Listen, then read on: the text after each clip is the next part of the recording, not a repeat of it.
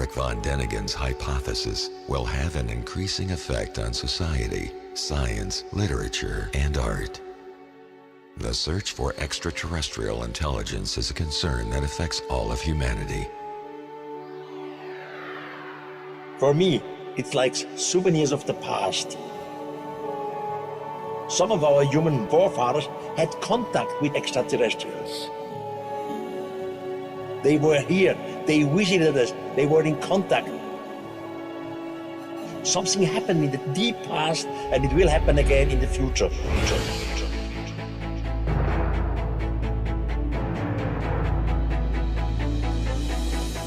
The author of the sensational international bestseller and the most compelling non-fiction publication of all time is back in London for the first time in 25 years to celebrate Chariots of the Gods' 50th anniversary.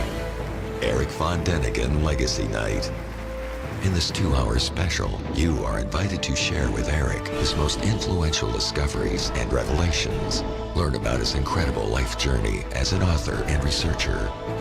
Meet the team behind the highly anticipated Chariots of the Gods 360-degree entertainment franchise. Eric von Däniken Legacy Night, live streamed from the Princess Anne Theatre, BAFTA 195, Piccadilly, London, October 15th, 2016. For more information and to purchase tickets, please visit zoharstargate.com.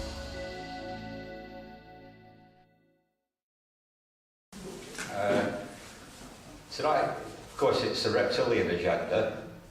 So the first thing I'll do is show a couple of films exactly what are reptilians.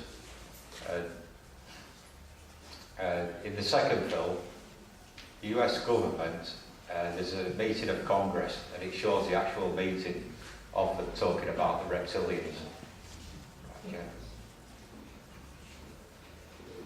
This is an international peace issue and an international security issue, and it should be taken up by the UN Security Council, and of course we are recommending that as well.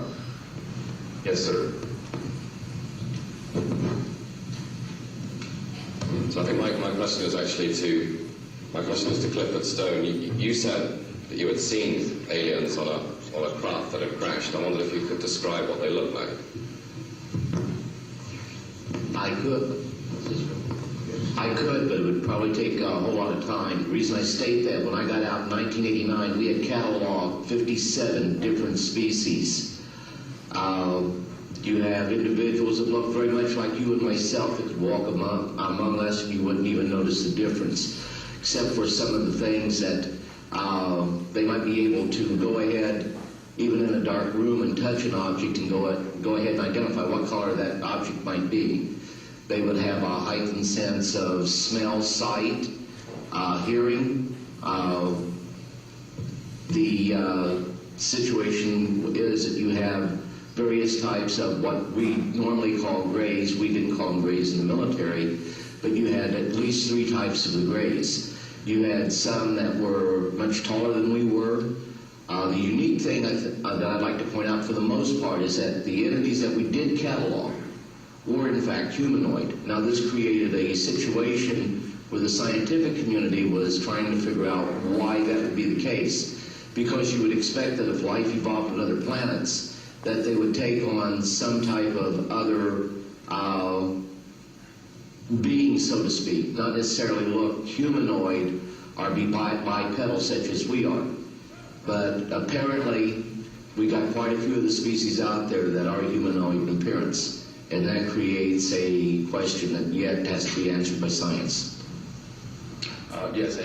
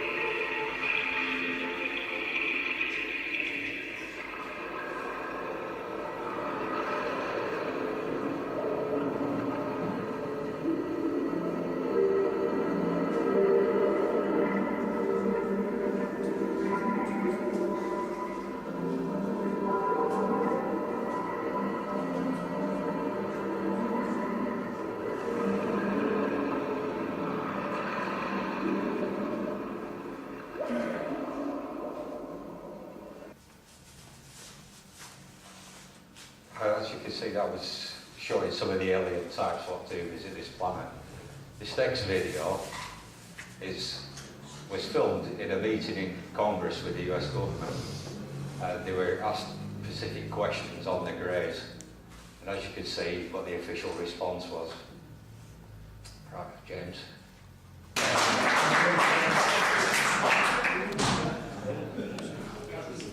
Right, well, as you can see, it was classified.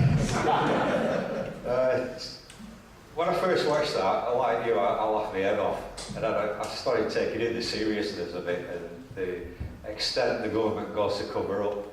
I mean, this is Congress talking about something what should be public and in the interest of safety to the citizens of the USA, which is classified. Over the years, I have heard of different papers coming out what get classified, but they're passed on by people that I do know around the world that were in intelligence agencies. Sometimes when they talk to you, you think, are these people on this planet? Have they been taking drugs or something?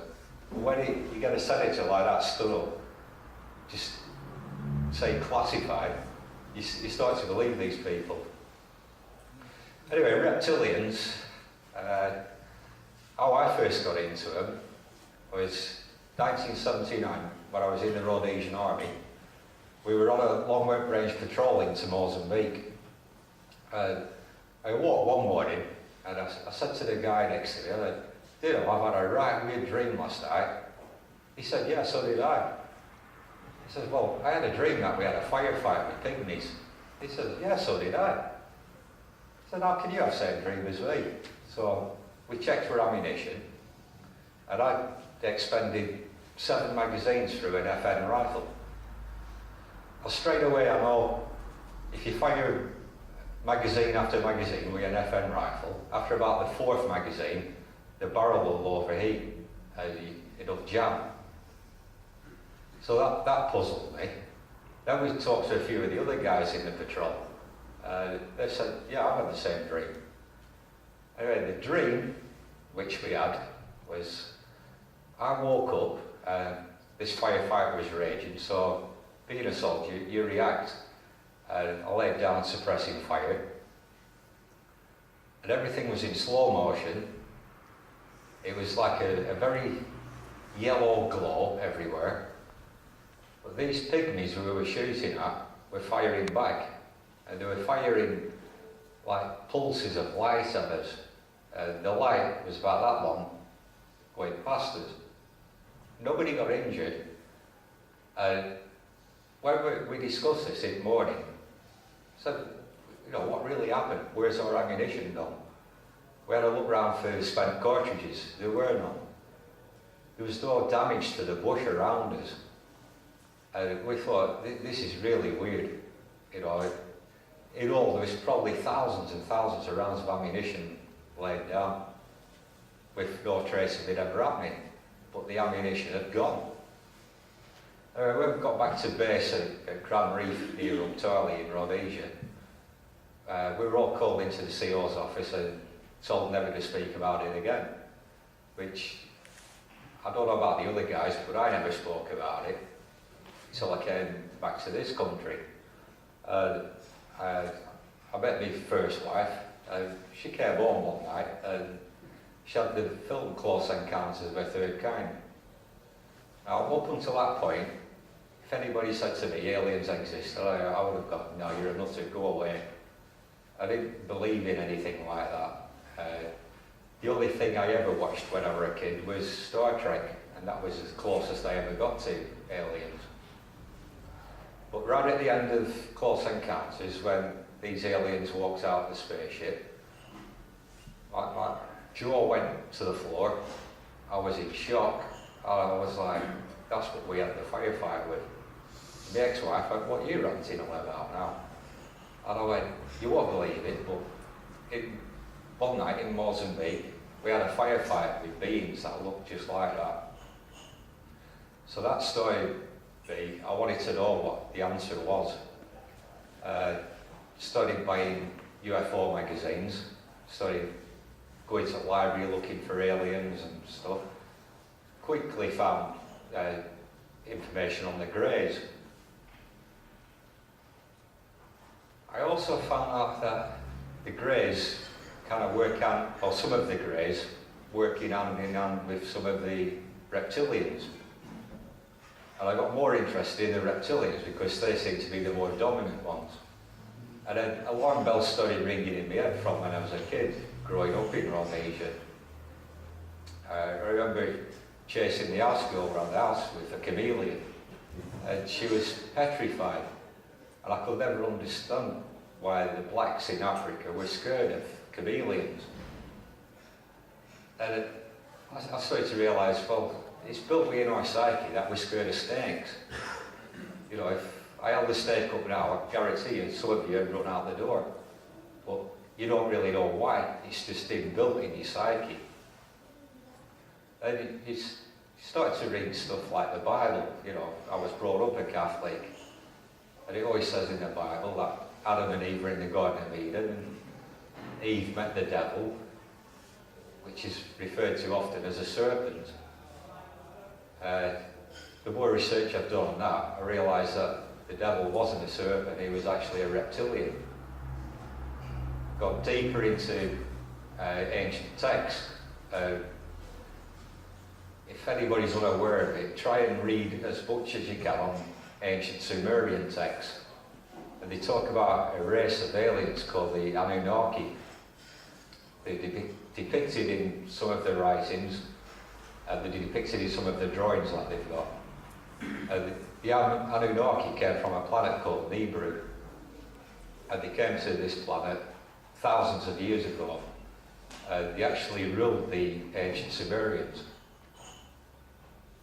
So that gives you a good starting point as to where reptilians come from. There's big debate over whether the Anunnaki are reptilians or a totally different race altogether. I personally believe that they are reptilians. They interbred with human beings, forming hybrids. Now there's a passage in the Bible, in Genesis, which talks of men interbreeding with the Nephilim.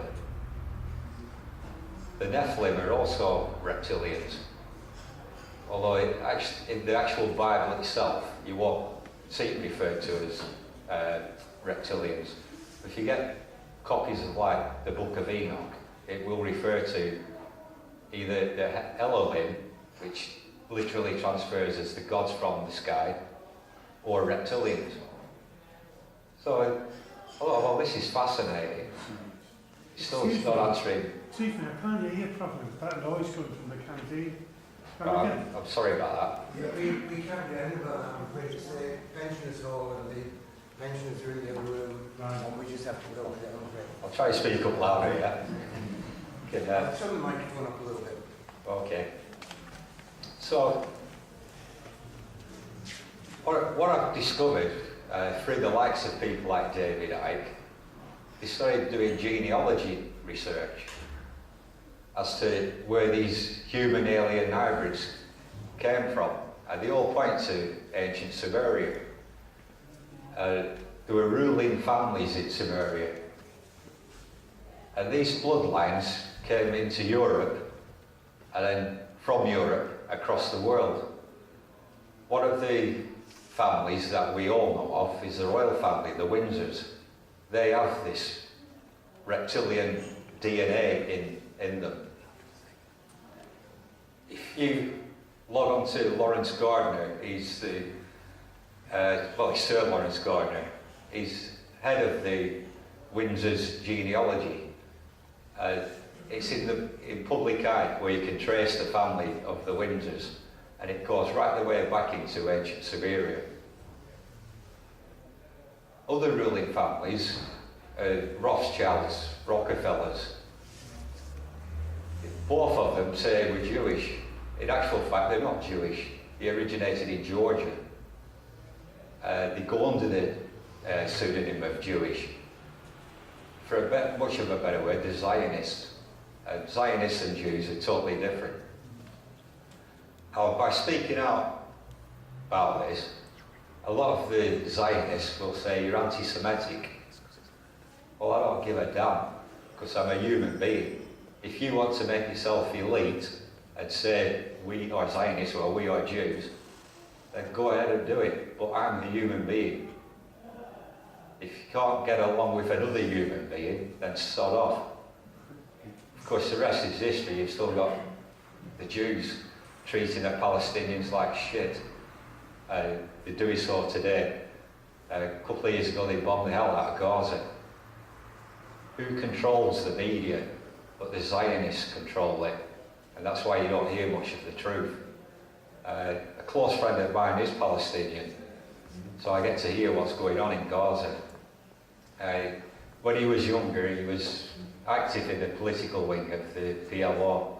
I've seen photographs of him with Yasser Arafat, so he was high up in the PLO.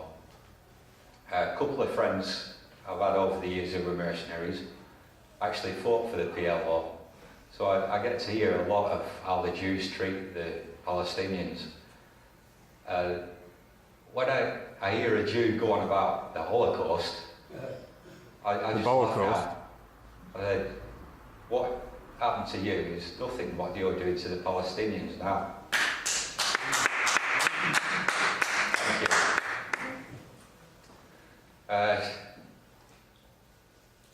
Of course, the people in charge of Israel are Zionists, and they've got the full backing of America.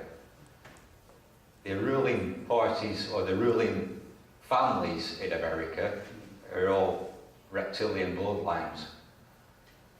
It just seems a bit of a coincidence that out of 120 million people in America, only the elite few get elected to be president. Out of 35 US presidents, 33 of them can trace their genealogy to the Windsors. So if you think America's ruling the world, no. Secretly, the Windsors are ruling the world. America acts on what the Windsors say. The controlling area of the world is a square mile in London, London City. It's a financial city of the world as well. Now, these bloodlines, they have a certain DNA code. And when you get people like Prince Charles, who's going to get married, he married Princess Diana. She also came from a family which had this reptilian code in the DNA. She, unfortunately for her, it wasn't very prevalent in her blood. She soon realised what the royal family were about. Publicly, she actually said that the royal family were reptilians. So, what exactly are these reptilians? Well, you've seen a video there of depictions of these reptilians. They are an alien race which came to this planet thousands of years ago, interbred with man, but they still live underground all around the world, in underground bases, underground caverns, and they manipulate human beings. They rule human beings. They do it through the bloodlines. Now, some of these bloodlines, where they are powerful, to stay in human form, you have to eat human flesh, of which I'll go into in a bit, so that they stay stable as a human being. Now, when I first started researching this, I was like, yeah, I could accept some of it, I can't accept this. What blows my mind is these reptilians shape-shifting from a human being into a reptilian. Now, about 8 years ago, at the time I was teaching a group of people who, on average, there was about 10 people came a week, but I had 15, 16 people in the group. I was teaching them healing, and we did a lot of meditation with the healing. And one night, this guy, he came, he'd been about 4 or 5 times. While everybody was meditating and in a bit of a semi-trance, I was looking around, just checking the roars and making sure they were all right. This guy shape-shifted into a reptilian. He was lime green, yellow eyes, and he was staring right at me. And I just looked at him and I thought, wow, this is amazing. Then I had the feeling he was trying to scare me, intimidate me, and I thought, oh, you're not intimidating me, right? Then after what I've been through in army, nothing scares me now. You're not intimidating me. And then he quickly changed back into his human form. I thought, wow, so I called a break. I went outside and had a cigarette, which, you know, in my own house, I smoke in my own house anyway, but I went outside to gather myself a bit, work this out. Anyway, I went back in and carried on with the healing. At the end of the night, one of the women, she says to me, can I have a word with you after, when everybody's gone? I went, yeah, no problem. So everybody goes, and she says, you know me and this guy John, I'm having an affair with him. I said, well, yeah, I did guess that. She says, right, do you believe in shape-shifting? I said, yeah, why? She said, well, you were making love to me the other night, and I opened my eyes, and there's this green reptilian face looking at me, and I freaked. I went, right, you just confirmed what I've seen tonight. Anyway, this guy never came to the group again. And I thought, wow, this is amazing. So I spoke to one or two of my friends about it. Some of them ridiculed me, and then one of them says to me, I think my boss at work's a reptilian.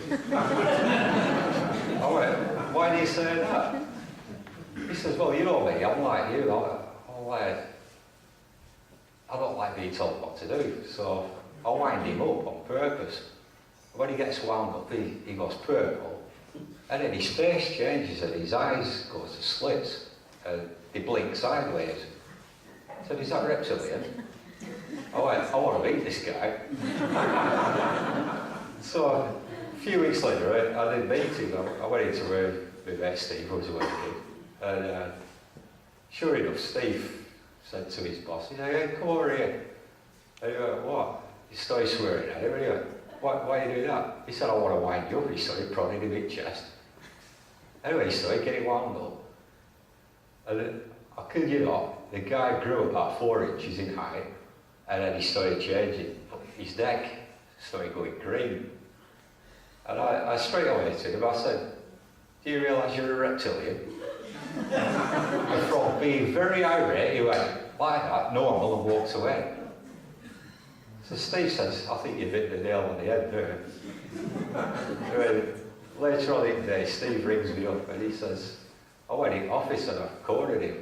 And I said, you know damn well you're a reptilian, don't you? And he just refused to talk about it. The day after he resigned from his job, he's never been seen around Preston again. So some of these people know that they do it, others don't. Now, I can accept it because I've actually seen it, but I can also accept it because I can do transfiguration mediumship, which is allowing an entity to come into me and my face will change with ectoplasm. So I can accept it. So I really got into this subject of reptilians then. Word of mouth went around, I'm getting phone calls off people. I've met quite a few people over the years now, over the last 8 years, who said, I believe such a body's a reptilian, what do I look out for? The first sign is how the eyes blink and how the eyes change. There's a lot of footage on the internet of this actually happening with some of the politicians and rulers of the world. At first you think, is this digitally enhanced? But there's so much of this stuff that some of it is fake, some of it's not. But when you're watching like the BBC News or something, you've got like David Cameron, Tony Blair, Hillary Clinton's a classic for it. You'll see their eyes start to change a bit. You're like, is that real? Did I see that? Now you're aware of it and you start looking for it, you'll find it more and more. A friend of mine now, he's in the Royal Engineers, He's out in Iraq at the moment. Well, I told him about it, and he laughed about it. And I got an email off him a few weeks ago. He said, I think my sergeant's a reptilian. So, but, you know, he's joking about it. But at the end of it, he said, no, I'm being serious here. I think he is a reptilian, and what can I do to test him? And I just keep looking out for it.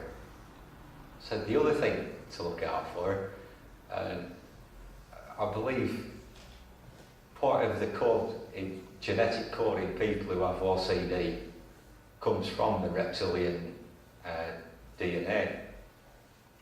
Because reptiles do things religiously. They have to do it. It's the basic instinct of all reptiles that are on this planet. Snakes, chameleons, lizards. Everything is ritualistically done. That's one sure sign of looking for reptilian hybrids in human beings. I did spend 13 years as a social worker, and I found some people who had, very extreme OCD. I was looking at them. Of course, I never discussed it at work, but I started looking for some of these reptilian things in them, and I was finding it. And I thought, what's really going on in this world around us? So I started looking deeper and deeper into it. The other thing, when I first started working for social services, which was 21 years ago, I was aware that a lot of kids get abducted in England. What I was finding out was you get 120,000 kids on average a year run away from home or leave home or are kidnapped. Of that 120,000, on average 2,000 kids are never seen again. Because I was a social worker and I had dealings with the police, so I know a few policemen. And I asked a couple of them in police force, I said, do you know anything about the disappearance of kids? And he said, yeah, I'll put you in touch with somebody. Anyway, this woman constable, she was on a special unit which were to do with abused kids. Talked to her, and she confirmed that 20,000 kids go missing each year in England alone. But there's areas in England where they're finding kids, dead kids. Now, one of them, which is very prevalent, is the New Forest. On average, there's 7 kids a week found there that have been murdered. What happens to them, it's my personal belief, is what happened to Holly Wells and Jessica Chapman, was that they're being abducted by reptilians and reptilian hybrids. They need to kill these kids, but before they kill them, they torture them, they put them through extreme trauma. When a human being goes through extreme trauma, the pineal gland starts to submit different chemicals. The main one is adrenaline and serotonin. These reptilians need to feed off it to stay stable in human form. And these kids that are being found are having, from shoulder to shoulder, around the back, and also down the spine, the skin sliced open, and then underneath it, the flesh is missing. I found out a few years ago that these reptilians are eating the flesh because it's full of the chemicals released by the pineal gland. Now, this is where, it is horrific. This is where it starts to get interesting. A few people came forward and spoke to me. One of them is James Caswell, who's ex-MI6. He, from being his father and grandfather were also MI6. And from a kid, he was put through mind control. He suddenly started to recall a lot of things. underground bases in England where it's mainly led by the US Air Force, where they're abducting children into, putting them through mind control, also putting them through stress, so that they can feed these reptilians. And the reptilians and the greys are in these underground bases. One of them, the main one, is at RAF Peasmore. Now, James spoke of an area down in Cornwall where he's from. There's a high amount of kids go missing there as well. Most of the kids that go missing are blonde-eyed and blonde-haired, blue-eyed. For some reason, their DNA is more compatible with what the reptilians are after. So I started thinking, right, these reptilians are kind of like forming human beings. This is what seems to be happening to us. I started asking a few people I know, other than James, who were in intelligence services, and people from my military background. And some of them have said, yeah, we've found some weird stuff. A couple of guys I know who were still in the SAS were in South America, and one of them said, I've actually killed a reptilian. Another said, yeah, I've found kids in the Brazilian jungle, also in the Colombian jungle, and in the Honduran jungle, where they've been skinned, exactly as you speak of. Now, I have a copy of David Icke interviewing Craig O'Mutwood on the reptilian agenda, and he speaks of exactly the same thing. Now, Craig O'Mutwood is a Zulu, and where I grew up in Bulawayo in Rhodesia, the main tribe there are Matabele. Now, if you go back 150 years to Shaka Zulu, one of his main generals was called Umzilikati. With his sub-tribe, he moved north into Rhodesia and formed the Matabele tribe. The Matabeles, the most sacred land they have, and they believe it is a portal into another dimension, is the Matopos Hills, which is about 30 miles south of Bulawayo. They're speaking to a couple of Matabeles since. They say, yeah, these reptilians are called Chitahuri, which is what Craig O'Mutwood calls them as well, because the Matabele language is very similar to the Zulu language. He said, yeah, they're called Chitahuri, they are reptilians, but they also have another little breed about that eye, which is Huri, which they call the Tokoloshi man. Now, I used to joke with a lot of my friends that I had in Rhodesia about teasing the blacks with the Tokoloshi man. The minute you mention them, you could get a black man to do anything you want for you, because the fear was that much. I've since got into the religions of the Matabele and the Zulus, and they go hand in hand with these reptilians. About 12, 13 years ago, there was a guy from America came here, and he spoke in this room called Alphas Funder. He was Sioux Indian. He also spoke of the reptilians. He spoke of warrior sects within the Sioux Nation, which go out hunting these reptilians. So did the Zulus. I found out since that a lot of tribes around the world, Maoris, Aborigines, indigenous tribes in South America, they also have these warriors which go out at night hunting the reptilians. So all of a sudden, there's a lot of information and a lot of stuff coming at me, and I'm thinking, well, others are experiencing some of the experiences I've had. Others are talking about it. What I found in the last 10 years, more and more people are openly starting to speak about it, because people like David Icke are talking about it. Now, one of the big misconceptions people have about David Icke is, first of all they'll go, oh, is that nutter who believes he's God? Well, that's the press. David Icke essentially is a reporter. He reports what information he investigates and he's given. Whether he himself has had experiences or not, I've no idea. He never speaks about that, but he speaks about what he finds and what he reports, the research he does. So he's not a nutter, he's just a reporter, but one that speaks the truth.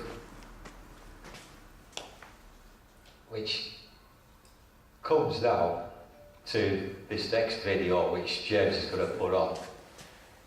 And when we've watched this, we'll have a break. After the break, I'm going to get right into the nitty-gritty details of the reptilian agenda. Watch this. After the break, I want you to tell me what you think about what you're going to see now. And then I'll talk about it.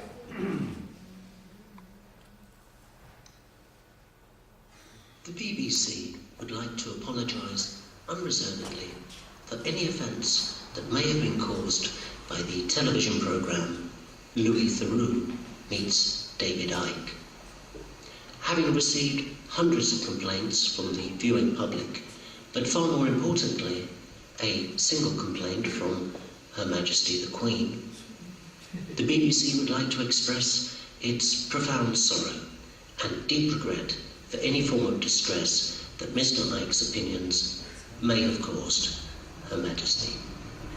In particular, the BBC would like to distance itself from the notion preferred by Mr. Icke that the Queen herself descends from a reptilian bloodline.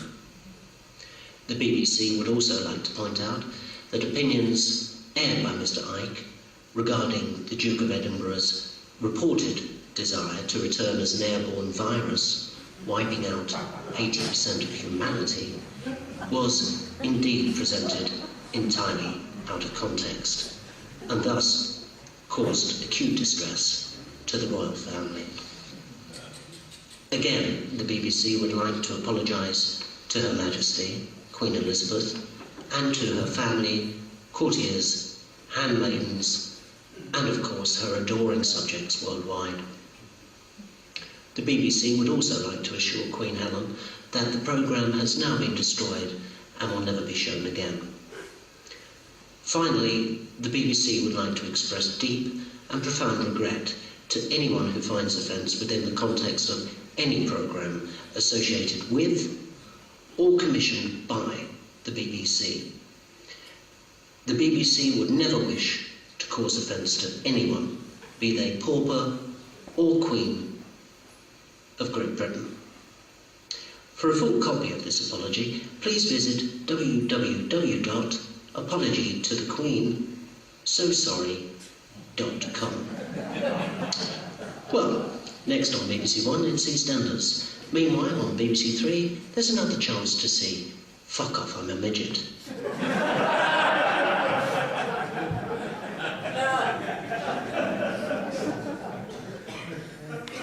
Okay, we'll have a break now for about 15 minutes and then come back.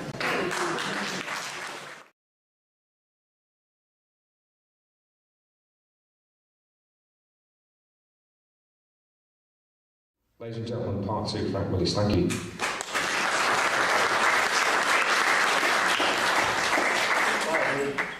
The video just before the break, we thought it was a spoof. We thought it was real. Like, it was actually a spoof. But it just highlights that there are people out there, for whatever reasons, which could be their way of a sick joke, or it could actually be the government pushing out false information. Whoever created that knew what they were talking about and knew it would get to people and people might actually believe it because it touches on a subject which is fantastic, but you get somebody like David Icke who it was about saying the Queen's a reptilian. Well, let's ridicule him. And one of the best ways to do it is to put out mass information In the words of Henry Kissinger, if you want to hide a lie, put it in the public's face with another couple of mistruths. So what you find about the reptilian agenda is it's actually in your face and it's everywhere. The reptilians are very much into symbology of where they are and where the ruling power is. So if you start off with the centre of London, the city of London, whichever way you go into it, it's guarded by dragons, or statues of dragons. Now, the reptilians come from Alpha Draconis, and Draconis is where you get the word dragon from. Saint of this country, St. George, he slew the dragon. St. George was actually a Turk, so why he's patron saint of Britain, I have no idea. And I've no idea why Britannia is exactly the same as Semiramis, who was a Phoenician goddess. She had the trident, she ruled the waves. You get organisations like British Telecom. You see that person holding the trumpet up, blowing it. If you look really closely, one of the lamps is actually a snake. And it's there right in front of you. If you go into any city or look at coats of arms of cities, there's a representation of a reptile on it somehow. Reptiles were worshipped all around the world in one form or another. And also in the mythology of every country in the world, there are dragons. So you've got cultures around the world growing up separately from each other, or supposedly separate, yet they all believe in dragons. Did they all have the same mass hallucination? Did they all have the same dream? There must be some truthful foundation in it. So again, with symbols, I'll leave it to you to look and discover them for yourself, and you'll be amazed at how much there is there. Like I say, the British Telecom is a good one to start with. And you'll think, how many times have I seen that symbol and never noticed that before? The other symbol I will point out, and it goes along with the Zionists, is a symbol for the Olympics in 2012. If you rearrange 2012, it spells out Zion. That's no coincidence either. The reptilians are proud of putting these symbols in front of you. Now, we're all human beings. We all get angry. Sometimes you'll go, oh, I could kill her, or I could kill him. But you don't actually do it. So what is in the psyche of somebody who's willing to say, right, let's invade that country and kill them all? Or let's set up a 9/11 and kill 4,000 people? Or let's have a First World War and send 250,000 men into battle on one day and get killed and not have a conscience. And all stuff I did as a mercenary, some of it I regret now, some of it I don't. But you have to be in the position I was in. I'll give you an example.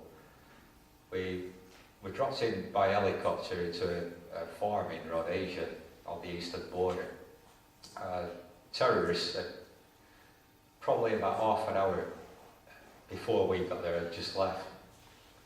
I went into one bedroom, there was two kids. They had their arms hacked off at the elbows and their legs hacked off at their knees. There was blood everywhere, all over the walls, on the floor. And in the blood on the floor was the footprints of the terrorists. So not only had they hacked their arms and legs off, but they stayed and watched them die. Now, I know some of the people I served as a soldier and as a mercenary were sadistic, but they never went as far as like torturing somebody to death. They never got a kick out of that. They got a kick out of killing people, putting a bullet in their head or whatever. But they never, that sadistic part of them never went that far. So you get somebody like George Bush, whether he was responsible for 9/11 or not, I don't know, but he certainly was aware it was going to happen, and he allowed it to happen, to try and start a third world war against an Islamic group called Al-Qaeda. What a lot of people don't know is Al-Qaeda was trained by the CIA, and on the day it happened, Bin Laden was in a US Air Force hospital being treated.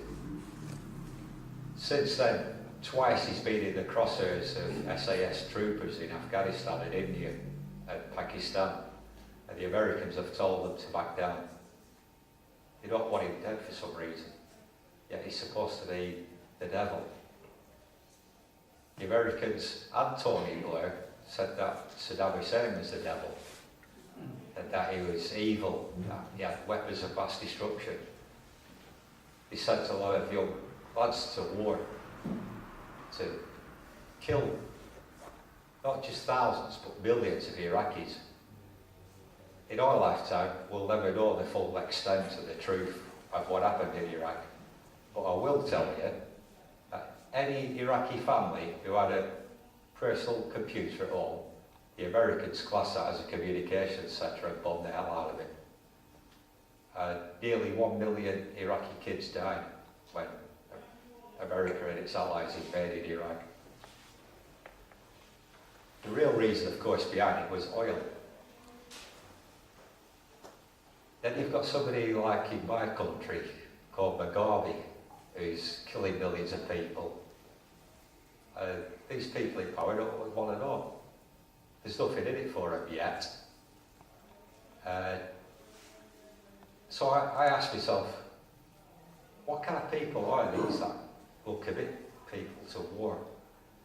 Then I realised, yeah, the country I grew up in, Rhodesia, was named after a guy called Cecil John Rhodes.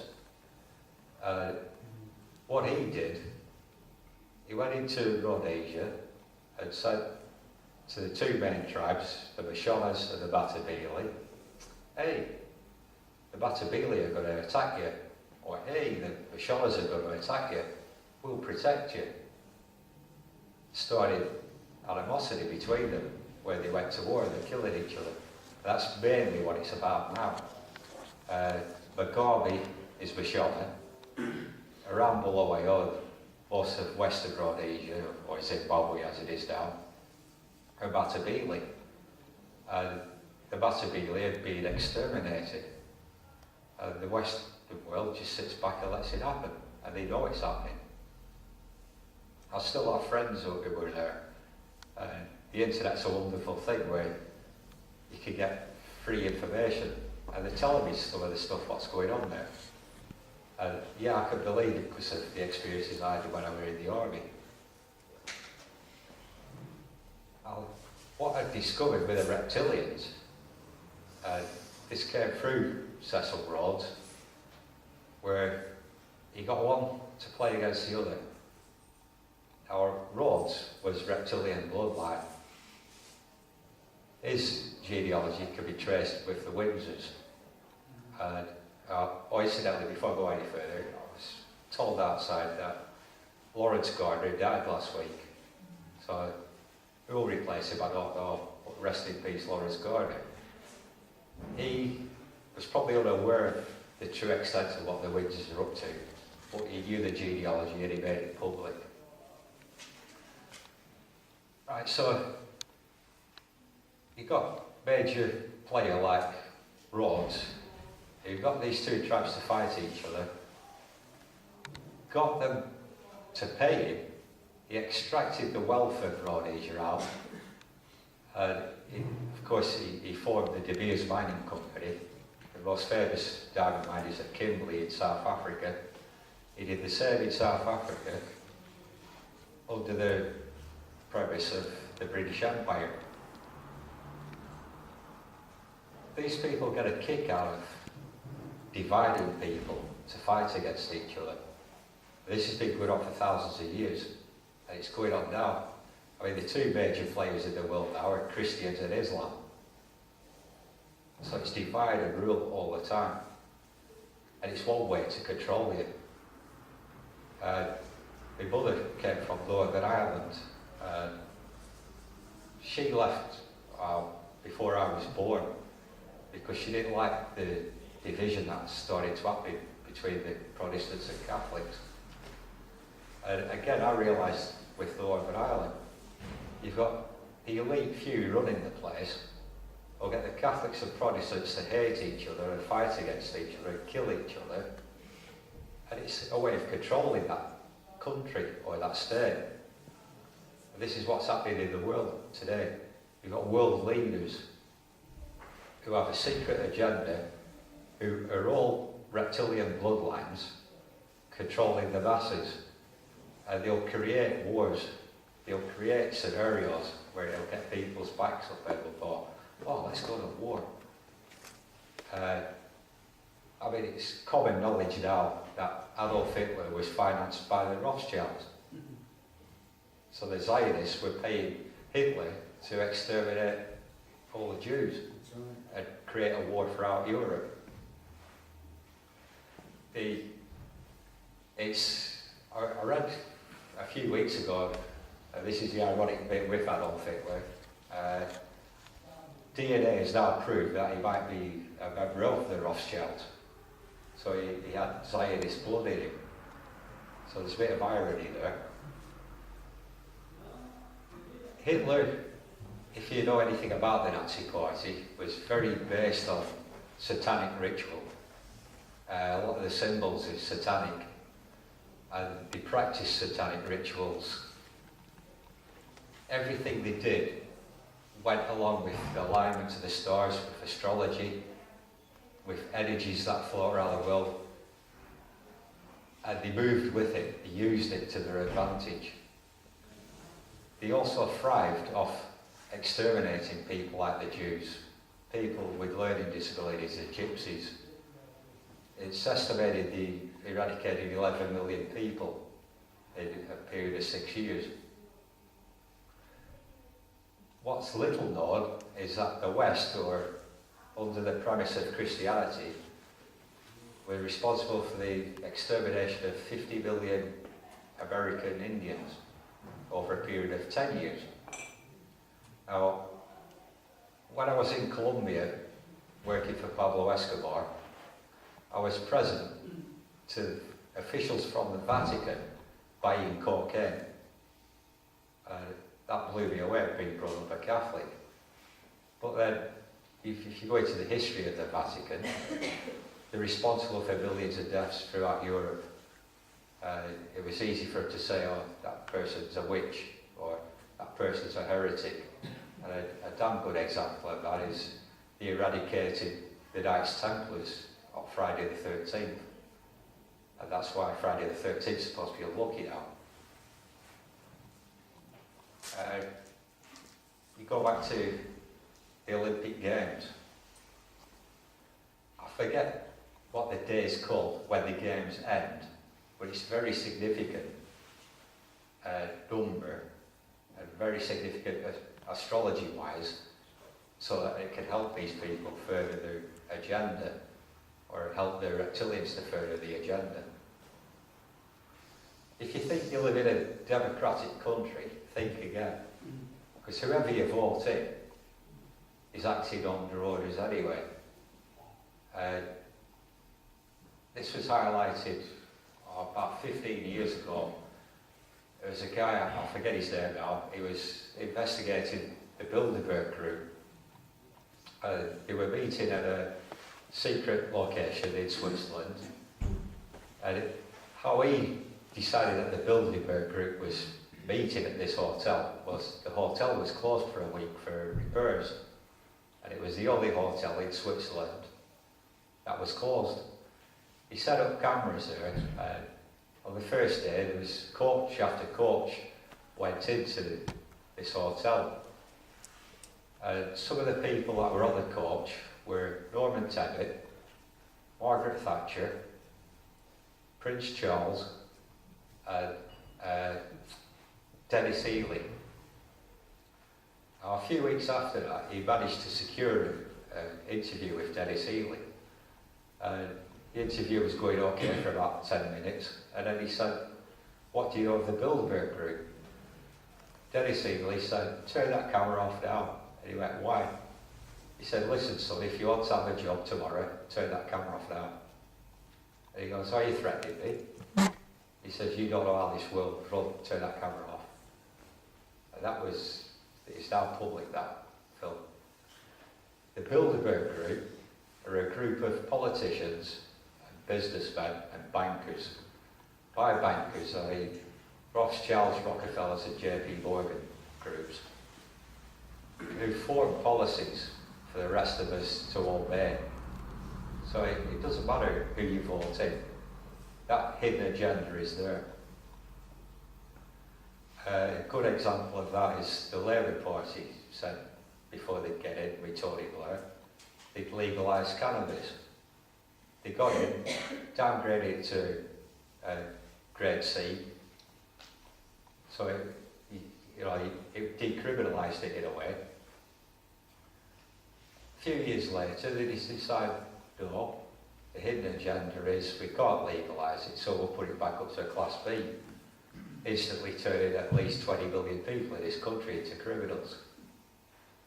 Now, cannabis is a good example of why it's illegal. It relaxes you, but what it does is opens you up spiritually and gives you freedom of thought. And the people in power are frightened of that. Holland, it's not legal, but it's acceptable there. Since they made it acceptable, over the years there's been less and less people going into prison. You won't find that anywhere in Europe. You won't find it anywhere mainstream news, but it's a fact that they're closing down prisons in Holland. And it's the only place on the planet where they're doing it. Because people are waking it up, and people are going, I don't want war no more. I'm happy to live peacefully. I'm happy with what I've got. I'm happy to live alongside a Muslim. I'm happy to live alongside a Jew. I'm happy. Leave me alone. They don't want you to do that. They get you to police yourselves. I mean, you'll go out and you'll think, oh, I wonder what the neighbours will say if I'm wearing this. What's it matter? It doesn't matter. But they're trying to install fear into you. And this is what they live off, these reptilians. They thrive off fear. Right from a global scale, where they'll create wars, and all that misery and all that negative energy, they're feeding off it. Right down to somebody living on their own in a bedsit, who's paranoid to go out because of what's on the television. They're creating that fear. Watch the TV. The news is always good, where it'll be so negative, then at the end they'll show you a clip of something funny or something nice, just to cheer you up a little bit. But many, many people I spoke to say, oh, I watch the news, and after I've watched it, I'm depressed. And it's all right. Yet the news is controlled by the Zionists. It's controlled by the reptilians.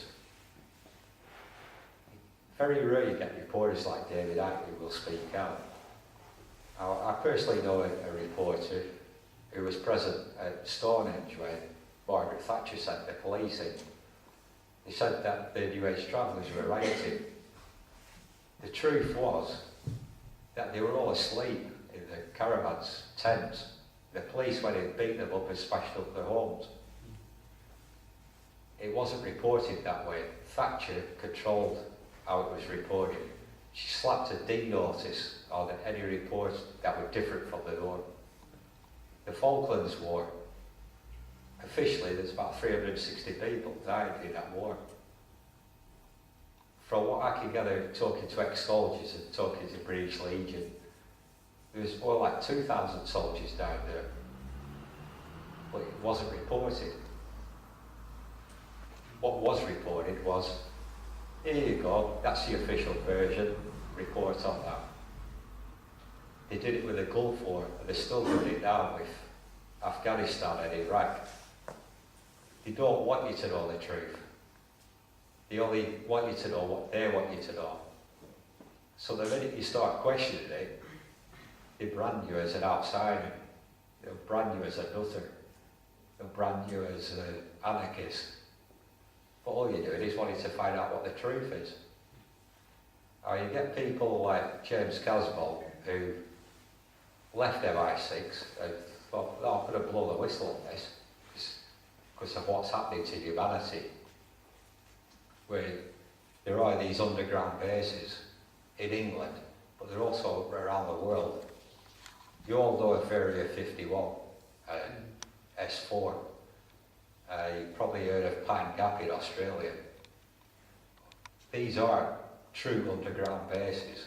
There's an underground base under San Francisco where they're producing clone soldiers. Of a lot of evidence coming out of Iraq of clone soldiers. Excuse me. The reptilians are controlling it all. I personally believe that a lot of the greys we're seeing are actually clones produced by the reptilians. There are other species of greys, but the ones mostly associated with the reptilians, I believe, are cloned by the reptilians. That's why when you get people who say, I was abducted, and these beings seem emotionless, then you get other people saying, I was abducted by aliens, but there was US Army personnel involved. There was reptilians involved. Last year, a person came up to me, and I were in my local pub in Preston. They came up and said, are you Frank? I went, yeah. I've got a story to tell you. What's this? He said, I'm ex-CIA. He said, I've heard about you, you know, you've done it, you're talking and whatnot. But I want to tell you my story. And what he told me, I'd already heard about this before, but he was a super soldier for the CIA. From a kid he was brainwashed through mind control to be an assassin. And any time he didn't agree with it, it could kill him. And how this was done, he had a plastic sachet attached to his chest, and he had a yellow liquid in it. And he had to report every 72 hours to a US Air Force base, which is we now as RAF Flyingdales in Yorkshire, where they would refill this yellow chemical in a plastic bag. Basically what this chemical was, it was like a drug. If he used it all and didn't get it replaced, he'd die. So he had to keep getting it replaced. And he was at the stage in his life where he was sick of doing what he was doing and thinking of committing suicide by just pulling this bag off. I never saw the guy since. But some of what he told me was he'd worked at RAF Peasmore, and he'd also worked at a base in Northern Ireland. You might have heard of Besbrook, which was a lot of British soldiers went there. It was on the border between the north and south. He said there's an underground base there, and reptilians are there. Well, that underground base is attached by tunnel to RAF Peasmore. And he said there are other, like RAF Flyingdales, they're all attached by underground tunnels. He said some of these tunnels are made by man, and some of them are ancient caverns. And along with him, and well, a few other people who have told me, these reptilians live underground. They will come out at night and seek out children, abduct them, and eat the flesh of these children. Interestingly, there are references in the Bible to eating the flesh of children. So it's not a new phenomenon, it's been going on for thousands of years. I don't know if you've all heard of a guy called Dean Warwick, but I spoke to him just before he died a few years ago for a conference. He was up on stage speaking and he fell over. Officially he had a heart attack. But he was talking about the reptilians to me, before he went on stage. And it was an interesting conversation where he had a knowledge of mathematics and he worked out that the mathematic proportion all around the world of kids who go missing, 0.05 are never seen again. How statistically that's amazing, that wherever you go in the world, that percentage of kids go missing. He also spoke of Holly Wells and Jessica Chapman. But he did an interview with David Starbuck a couple of weeks before he died, and he speaks of that. It's now on the internet. So if you look up Dean Warwick, that interview comes up on the internet. My opinion of what happened to Dean was he was assassinated by an ultrasonic weapon. Because I've never seen somebody just fall down dead of an heart attack. That night I went home and phoned up an arms dealer I know, got back to him and he said, yeah, a weapon does exist and yeah, I could get you over 10 grand. Alright, thanks. That confirms to me that Dean was assassinated. It was interesting the day after, James Casbolt was also at the probe. Me and him got talking, and he said to me, do you think Dean was taken out? I went, yeah. He said, yeah, so do I. I went, well, go on, James, how do you think it was done? He said, by an EFM gun, which is, I forget how, electronic something frequency weapon. I said, what, a sound weapon? He went, yeah. I said, are you aware of these things? He said, yeah. He said, yeah. The British, the Americans and the Russians have been experimenting with them since the early 50s. Research I've done, open research, was, I think it was 1959, a scientist in France brought down a building using ultrasound. Now one of the theories Dean had, well, to him it wasn't a theory, it was reality, that the Twin Towers were brought down by such a weapon, and that the planes going into the side were actually holographic images. You can think of it what you want, but the one thing that stands in my mind about 9/11 was how quick them towers came down. I did serve an apprenticeship as an engineer, and I know when you drop something, it reaches a velocity of 120 miles an hour and hits the ground, and it takes so many seconds. The top of them towers hit the ground as though nothing stood in the way. And you think, as they're coming down, it would slow it down as it's hitting each floor. It didn't. It just came straight down. It turned to dust. And that's just that one fact alone is why I believe George Bush knew that was going to happen. Everything else around it, whatever. But if you look at George Bush, from when he first got in power, and over the years he was in power, same with his father, you can see the eyes go in some of his interviews. The reptilian. So, the only analogy I could have is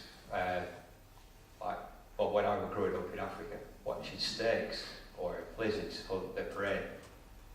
They do it so cold-bloodedly, so meticulously, so accurately, and this is what these world leaders are doing to the rest of us. They don't give a shit about us.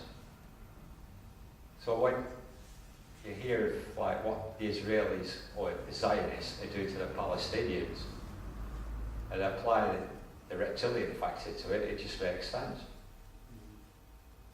I mean, my friend Anwar, who's Palestinian, his mum can remember when they were living in Palestine, because I refuse to call it Israel, when they were living in Palestine, she said one of her neighbours was Jewish, and they didn't have much money, they were a bit of poverty. Said she actually breastfed her neighbour's child. There was no animosity whatsoever between her and her neighbour. Some of my relatives in Northern Ireland are like that. They say, oh, we used to get along okay with Protestants. Okay, things have changed there where they started to get along again. But I remember going over there 15 years ago when my parents retired over there, how much hatred there was.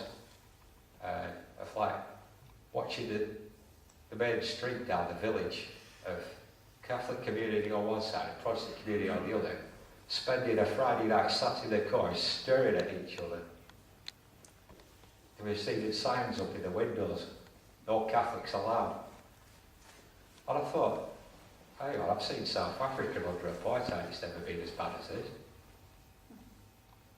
The hatred between the Protestants and Catholics in Northern Ireland was something else. And I've never seen another country like it. So I always wonder, why do human beings get that far down the line? And it's because the sheeple, they believe the bullshit they're being told. The whole thing would stop if we all just went, no, I'm not doing that. I'm a free man. I'm a free thinker. I'm a spiritual being. I'm going to get along with my neighbour. There's the hand of friendship. And you find when you do that, people across that divide will go, yeah, I'll do that as well. And a damn good example of that was during the First World War on Christmas Day, where British soldiers and German soldiers played football with each other. And at the end of the day, they said, we've got to go back. But tomorrow, Tommy, or tomorrow, Fritz, I'm going to kill you. And that happened. For a while, I did live in Germany. And a lot of the German people are so disgusted and ashamed of the past. Some of the older people were like, well, I'm not speaking to you, you're English. I'm like, well, hang on, I'm not English, I'm Rhodesian. Well, I'll speak to you then. It's like, no, I don't want to speak to you, because actually I am a human being. You look at people like Himmler, who devised these gas chambers, devised the efficiency of killing people. What goes on through their mind? And the only thing I could come up with is they're reptilian. They will go to any extremes to kill you, to put you in fear, and they feed off that fear. Now, as somebody who is a spiritual healer, I spoke to a lady outside, and she said to me, you know, I was doing healing on somebody, and this reptilian face appeared. She said it was feeding me energy. And yet it does happen, it's happened to me, and it's happened to quite a few healers I know.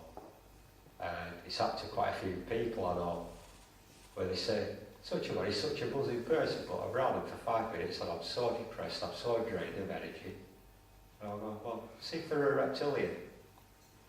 And they'll laugh at me, and then a few weeks later, or a few days or whatever, they'll ring me up or meet up with me and say, you're right, what do I do about it?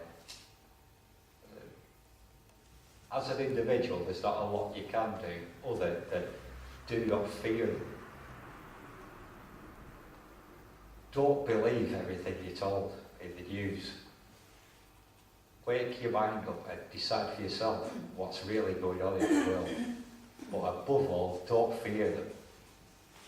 Because if you don't fear them, then you're not feeding them, and they'll grow weaker. And that is starting to happen.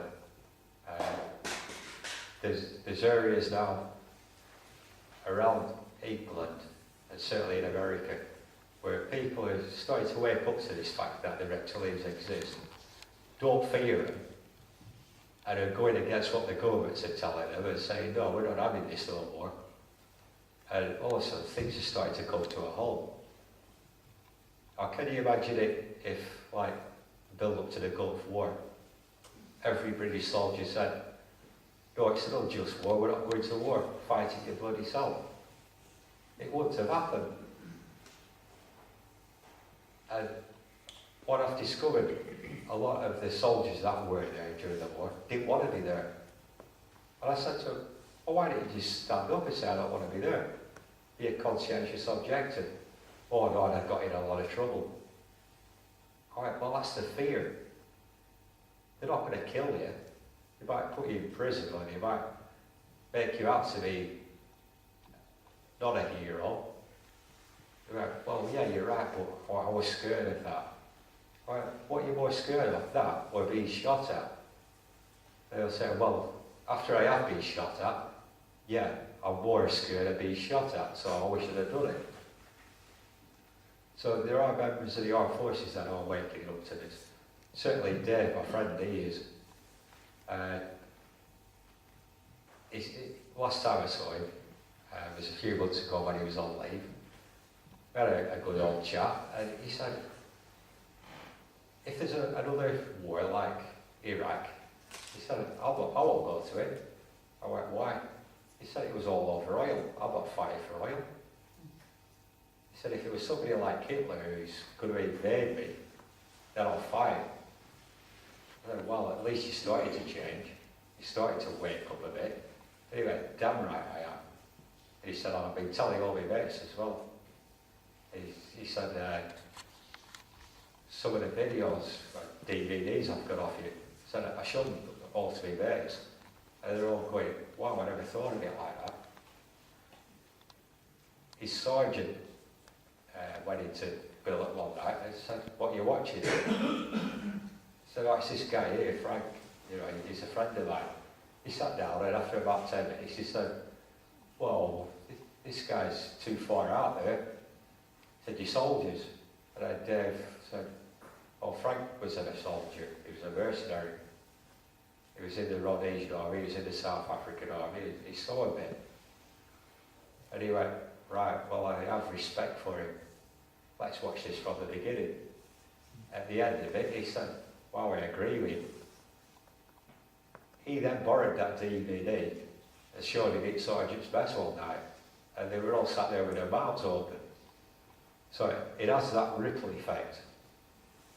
You speak out about it, it hits somebody, and I've always believed, like there's a room of yous tonight, if two of yous go away and open your mind to it, then I've doubled the knowledge that we have in the human race of what's really going on around us. Thanks for listening to me tonight. Is there any questions? Yeah. There's a few reptiles in here, Frank. Can you identify them for us, please? Just crawl under your rock again. I hope you enjoyed it. Eric von Däniken's hypothesis will have an increasing effect on society, science, literature, and art. The search for extraterrestrial intelligence is a concern that affects all of humanity.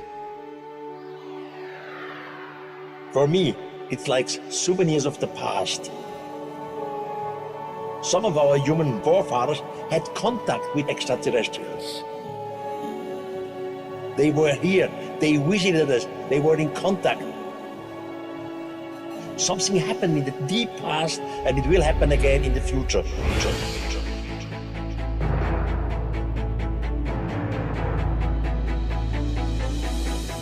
The author of the sensational international bestseller and the most compelling non-fiction publication of all time is back in London for the first time in 25 years to celebrate Chariots of the Gods' 50th anniversary. Eric von Däniken Legacy Night. In this 2-hour special, you are invited to share with Eric his most influential discoveries and revelations. Learn about his incredible life journey as an author and researcher. Meet the team behind the highly anticipated Chariots of the Gods 360-degree entertainment franchise. Eric Von Däniken Legacy Night, live streamed from the Princess Anne Theatre, BAFTA 195, Piccadilly, London, October 15th, 2016. For more information and to purchase tickets, please visit zoharstargate.com. I had a look round for spent cartridges. There were none. There was no damage to the bush around us.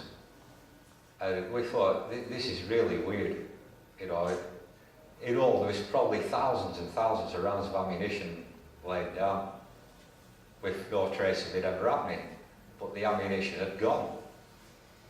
When we got back to base at Cran Reef near Reptilian in Rhodesia, we were all called into the CO's office and told never to speak about it again, which I don't know about the other guys, but I never spoke about it until I came back to this country. I met my first wife, and she came home one night and she had the film Close Encounters of a Third Kind. Now, up until that point, if anybody said to me aliens exist, I would have gone, no, you're a nutter, go away. I didn't believe in anything like that. The only thing I ever watched when I was a kid was Star Trek, and that was as closest I ever got to aliens. But right at the end of Close Encounters, when these aliens walked out of the spaceship, my jaw went to the floor. I was in shock. I was like, that's what we had the firefight with. My ex-wife went, what are you ranting on about now? And I went, you won't believe it, but one night in Mozambique, we had a firefight with beings that looked just like that. So that story, I wanted to know what the answer was.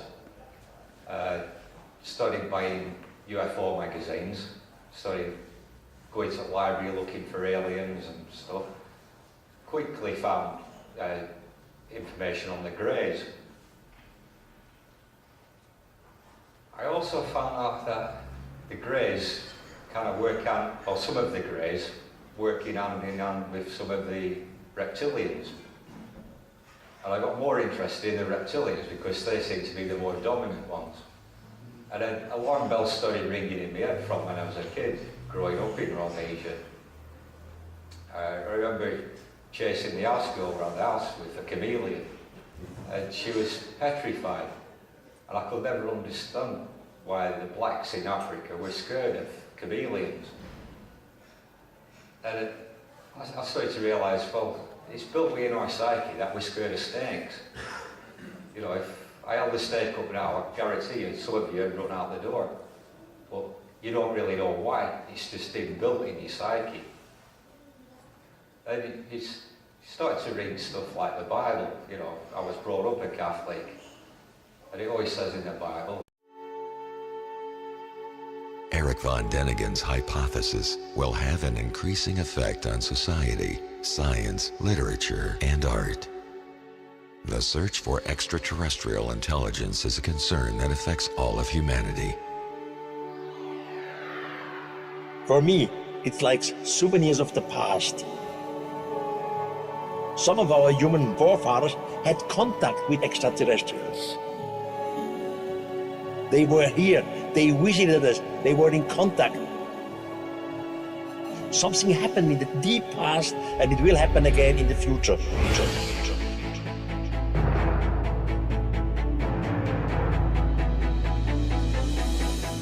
The author of the sensational international bestseller and the most compelling non-fiction publication of all time is back in London for the first time in 25 years to celebrate Chariots of the Gods' 50th anniversary. Eric Von Däniken Legacy Night. In this 2-hour special, you are invited to share with Eric his most influential discoveries and revelations. Learn about his incredible life journey as an author and researcher. Meet the team behind the highly anticipated Chariots of the Gods 360-degree entertainment franchise. Eric Von Däniken Legacy Night. Live streamed from the Princess Anne Theatre, BAFTA 195, Piccadilly, London, October 15th, 2016. For more information and to purchase tickets, please visit zoharstargate.com.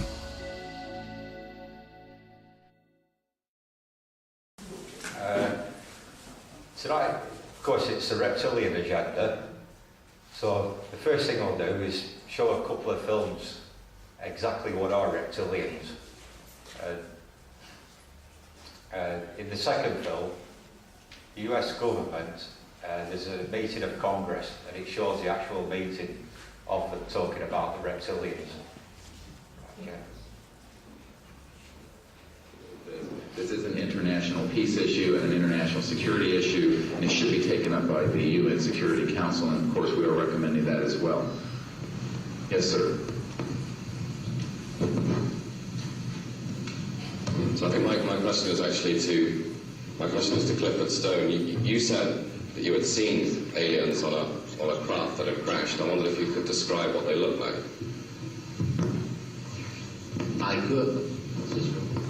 I could, but it would probably take a whole lot of time. The reason I state that, when I got out in 1989, we had cataloged 57 different species.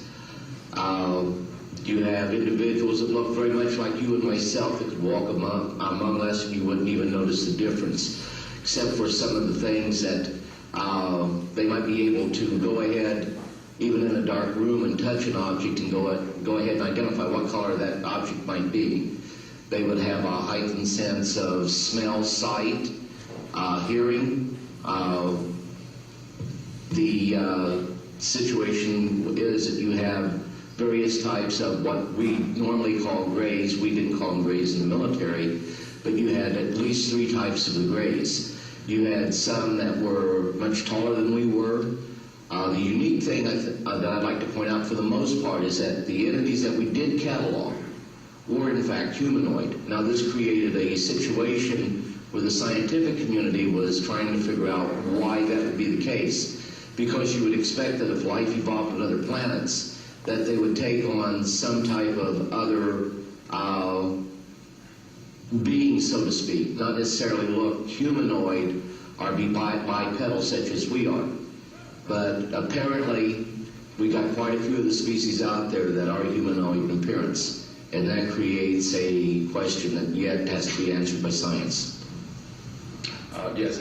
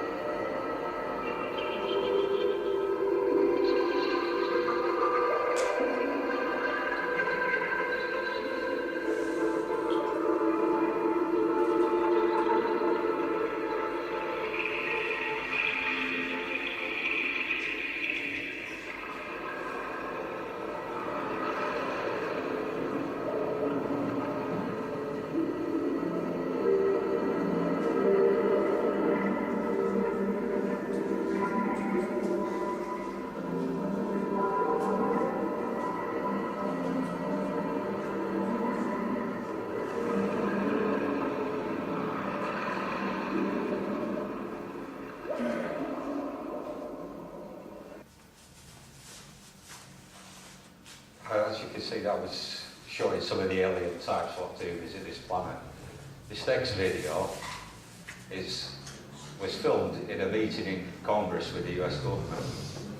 They were asked specific questions on the greys, and as you can see what the official response was. Right, James.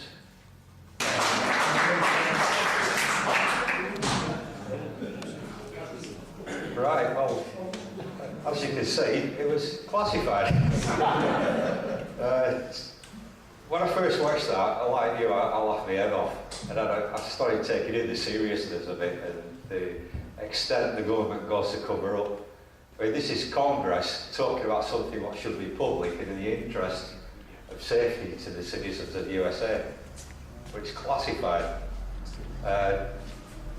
Over the years, I have heard of different papers coming out what get classified, but they're passed on by people that I do know around the world that were in intelligence agencies.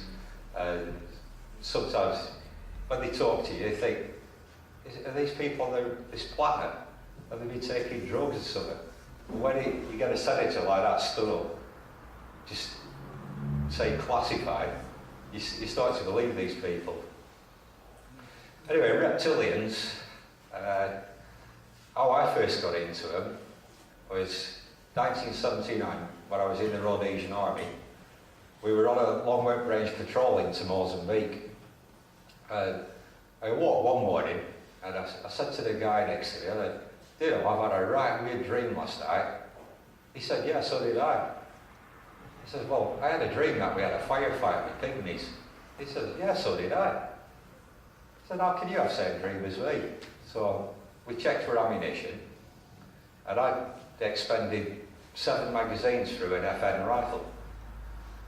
Well, straight away I know if you fire magazine after magazine with an FN rifle, after about the 4th magazine, the barrel will overheat and it'll jam.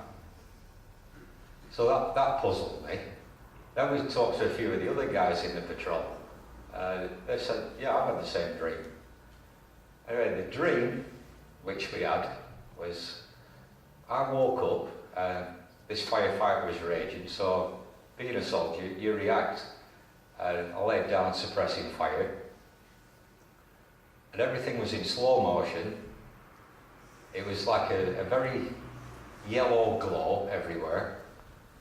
But these pygmies we were shooting at were firing back, and they were firing like pulses of light at us.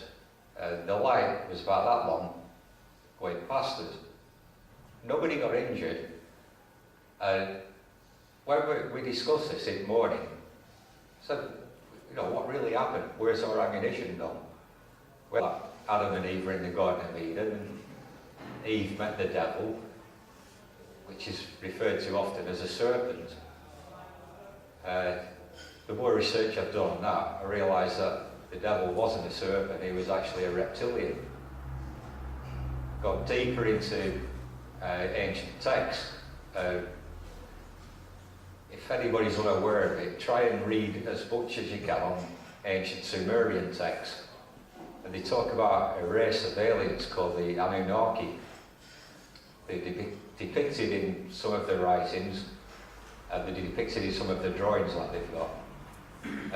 The Anunnaki came from a planet called Nibiru, and they came to this planet thousands of years ago. They actually ruled the ancient Sumerians. So that gives you a good starting point as to where reptilians come from. There's big debate over whether the Anunnaki are reptilians or a totally different race altogether. I personally believe that they are reptilians. They interbred with human beings, forming hybrids. Now there's a passage in the Bible, in Genesis, which talks of men interbreeding with the Nephilim. The Nephilim are also reptilians, although in the actual Bible itself, you won't see it referred to as reptilians. If you get copies of like the Book of Enoch, it will refer to either the Elohim, which literally transfers as the gods from the sky, or reptilians. So, well, this is fascinating. Still not answering. Excuse me, I can't hear you properly. That noise coming from the canteen. I'm sorry about that. Yeah, we can't get any of that, I'm afraid to say. Pensioners hall and the pensioners really have a room, and we just have to go with it, I'm afraid. I'll try to speak up louder, yeah? Turn the microphone up a little bit. Okay. So, what I've discovered through the likes of people like David Icke, they started doing genealogy research as to where these human alien hybrids came from. And they all point to ancient Sumeria. There were ruling families in Sumeria. And these bloodlines came into Europe, and then from Europe across the world. One of the families that we all know of is the royal family, the Windsors. They